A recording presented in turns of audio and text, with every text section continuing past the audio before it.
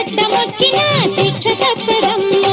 చేతుల చెరసాలలో ఖైదు తప్పదమ్మా. బుక్కల్లో చిటికటేసి మొక్కల్ని చిదిమి తీయు మొగడొస్తే ఇంతేనమ్మా. మనసు దోచుకెళ్ళినా మాట తప్పదమ్మా. సాగు తప్పు చేసిన సాక్ష్యం ఉండదమ్మా. చూపైతే మత్తుగల్లి చేతులతో మాయ చేయి మొగుడంటే వీడేనమ్మా. ఏమీ మగమాటమో ప్రేమాపుల పాటమో కొత్త ఇరకాటమో కూతుల కాటమో తొలిసారి తెలిసిందమ్మా.